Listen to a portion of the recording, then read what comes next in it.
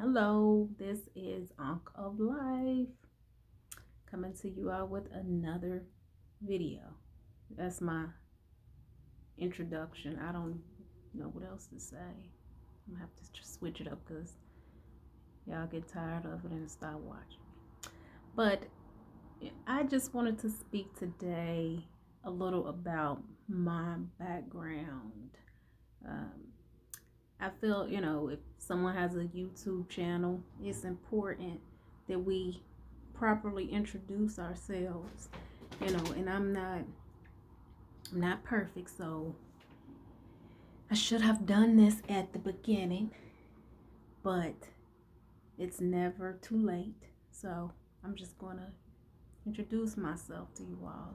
It's not going to get too personal because this is the internet and there are some weirdos. Sorry, but anyway, so basically, I grew up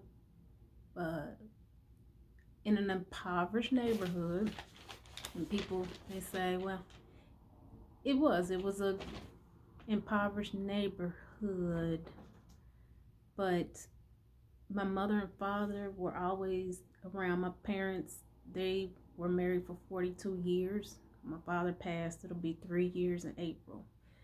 But, I always had my mother and my father around. And they were hard working. I don't know if I mentioned it in a previous video, but my father, he was a journeyman electrician. And my mother, she worked in the food industry, restaurant industry or whatever, dietary. But they were always busy working. And the reason why, I'm bringing this up because I just want people to know your background is because it's not where you have to stay. You can always do better.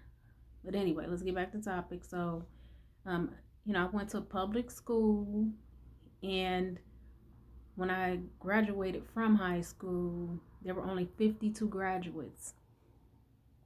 52 graduates out of, I don't know, 100 and something people. So the graduation lasted, 30 to 45 minutes? But not that many people had graduated from that school. The school was still around. It was a pretty ghetto school. It was like pulling up to South Central. I don't know. Nothing again. I've never been to South Central, but it was crazy. There were times that we didn't have books. They didn't have enough books to give to us, and it was just some crazy stuff that went on at that school. And I'm going to be honest, like back then, out of the whole school, because I went there from 9th up to 12th grade, I only know maybe 3 or 4 Caucasian people. So I wasn't used to being around Caucasian people. My neighborhood, there were no Caucasian people, so I'm just giving you background. And so I remember, I just used to try to fit in with the crowd. We've done some crazy stuff. I'm not going to get into detail about all of that, but I'm just trying to fit in with the crowd. But I remember I used to get sat in the hallway a lot of the times for being silly. The teacher would put me out in the hallway and sit me in a chair outside of the door, because I didn't find school as interesting. I didn't. And my father, he was real big on education. He was, but neither my father or my mother, really ever sat down with me and told me to pull out my homework and show them that I had done my homework. It's like we knew what we had to do. They were busy. And I'm going to speak like most families, especially, I'm going to speak for African American families. They're trying to make ends meet. So they're trying to do the best that they can. So I don't blame them in a negative way for anything. That's one thing we have to stop doing is blaming, our past on what we can do now and what we can do with our future. I know it's not as easy for everybody to think like that, but that's how I think to keep myself going.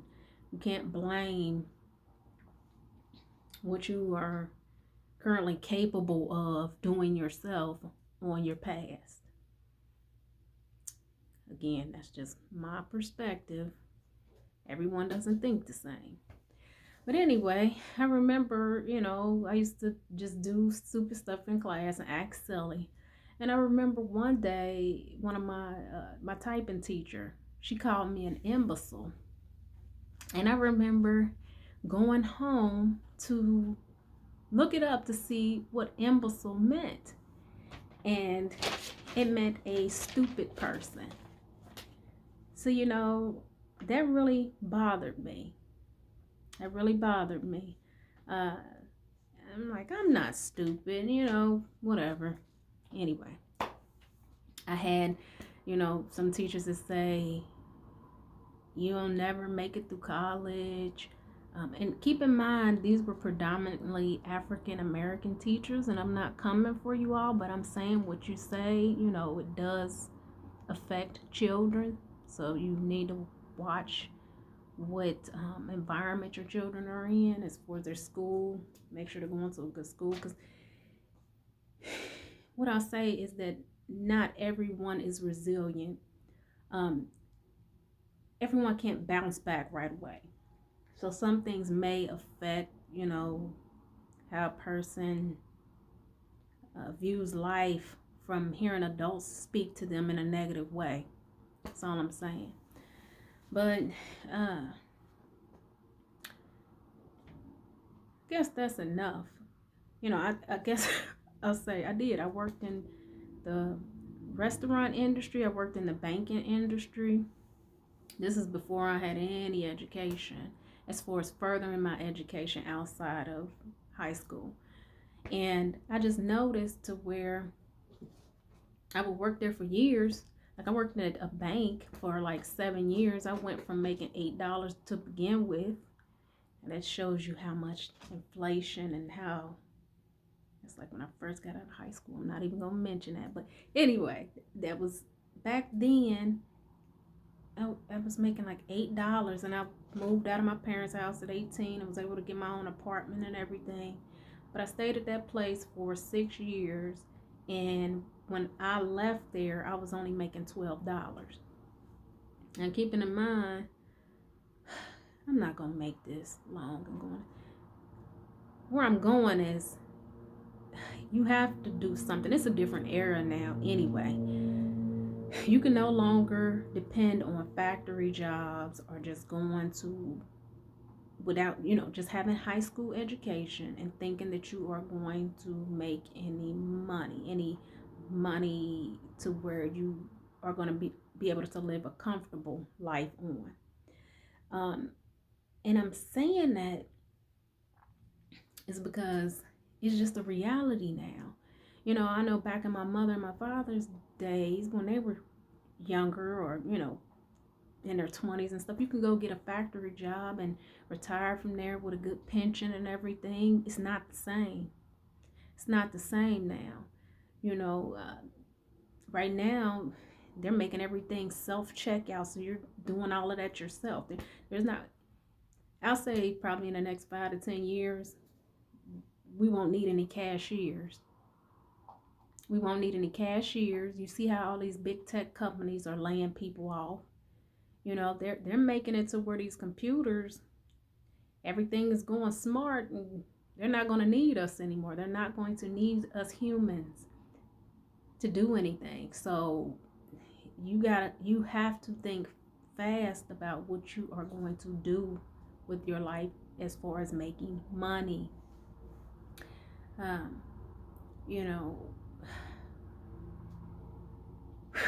As much, okay, the money and everything the money that you bring in, your income, can determine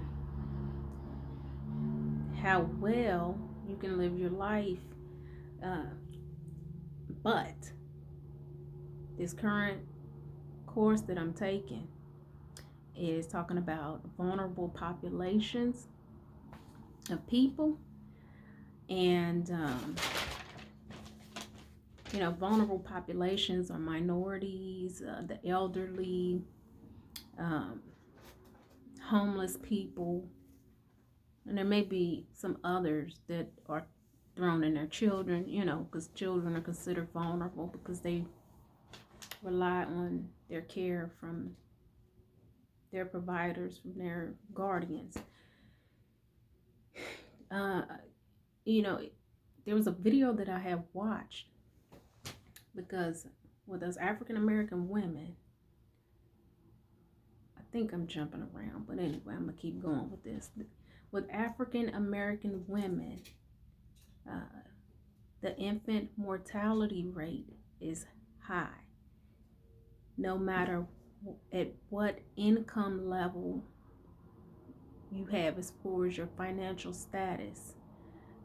There were studies done on this saying that, you know, um, African American women were having a lot of preterm births, and where the child has low birth rates, and sometimes they've even died. And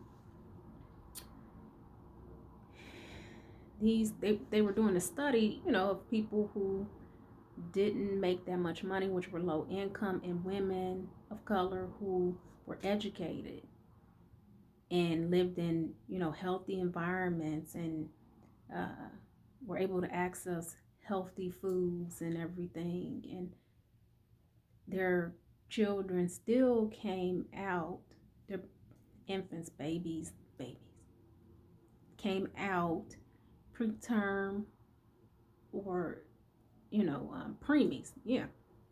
So what they had summed it up to is that your environmental factors, as far as where you live, how much money you make, and your financial status, how much money you make, the same thing, doesn't determine your health. And they said that it could be how you're treated as an individual.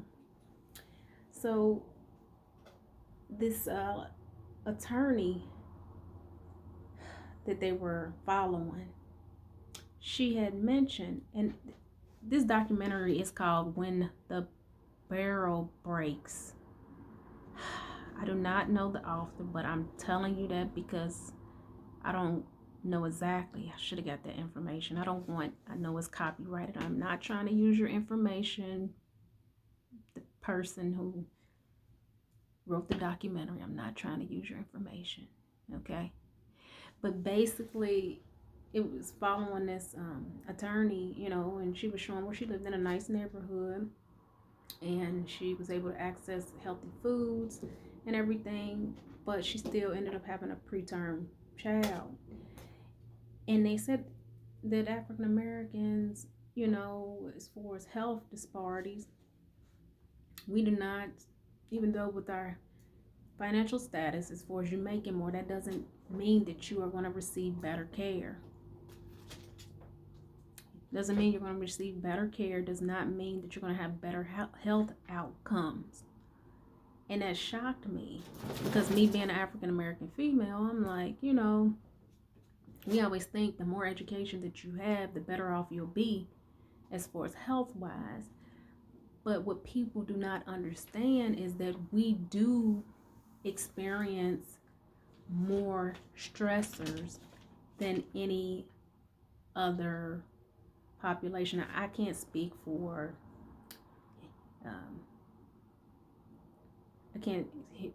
I cannot speak for the other minority populations as far as, the different races. I can only speak for African American people. But I'll say that,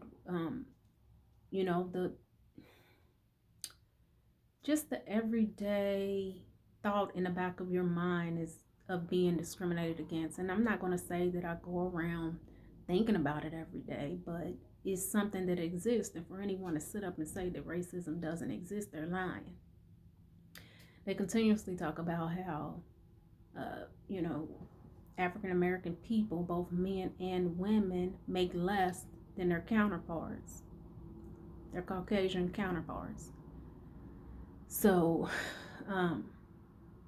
that's something we would never know, but we know it still happens. We know that we still get treated differently as far as when you go into the store and you can be watched as if you're going to steal something or you're spoken to differently. Like I'll speak from an example when was it this past weekend I went to a farm walk. Uh, it was like a tour of a farm. I signed up. It was an event that I found on Groupon. Or not Groupon, it was Eventbrite. But anyway, I like animals, so I was like, I want to go and see, whatever. So when I showed up, I was the only African American person there. There was a nice amount of us. And I will say that no one spoke to me. No one said, hi, good morning, how are you? The tour guide, who was also, Caucasian, she was very nice. She was. And she made sure that she included me in everything. Because I was just this, the couples who had come to the tour, they brought their children. I didn't have any children. As I said, I like animals. I probably should have been a veterinarian. But I like animals, so I was like, this is just something I wanted to do. But anyway, she was very nice and welcoming, and she made sure I was included in everything, because I was kind of standoffish. But, I said, Tasha, put on your smiley face, even though no one was acknowledging me. And it's not like I wanted them to throw down everything and come give me a hug, but it was just the point that they acted as if I wasn't there. And it was just funny to me because I'm like, this is so ignorant. Because I'm like, people, I have friends from all different ethnical backgrounds. I consider people as people. There are good and there are bad people. That's just it. And it does not matter what color you are. And I hate to say the good and bad. Good and bad. It's basically what people are taught when they're younger from their parents. I don't know the statistical data on that, but I'm pretty sure it comes from your upbringing. But I was just saying we need to just be more caring to other people, because I know it gets easy to get caught up in your everyday life, the hustle and bustle, and, pushing people off, saying, I got to get my stuff done, because I know I do it a lot. And I'm like, you should be worried about what you are doing for other people. I'm not saying if you can't physically put the work in, make sure you're donating to people who are in need. You cannot assume that everyone is on the same page, and that's why we have to share knowledge. And that's what I, created this channel for, to come and share the knowledge that I have, because I don't know everything, but I try to read and keep up with things because, as I said in a previous video, what you don't know can hurt you. But I've mixed a lot of stuff in here in this video. We can't always just turn a blind eye to the homeless and people who abuse drugs, the elderly and children, because I feel that they've gotten that way for a reason. Everyone has a story. We always just look at them, and it's a defense mechanism for a lot of people, so you don't have to deal with it. I know I read about that. I can't give you the statistical data and the actual, citation or where I read this, but they talked about that as far as, people tend to look down on other people to make themselves feel better about what they're doing in life. And that's not always cool. I'm not going to say it's not always cool. It's never cool. Shouldn't be looking down on anyone. Because as I said, they've gotten to that point for a reason. It's something that they're trying to drown out in their lives. Or they may have just come upon bad luck. You know? Who knows? But yes, there's a lot of different foundations that you can donate to that can, help people. Make sure it's a reputable site and you're not getting scammed. Make sure, you do your research. You're not just sending money just anywhere. But yes, I do feel that family structure is a very important thing.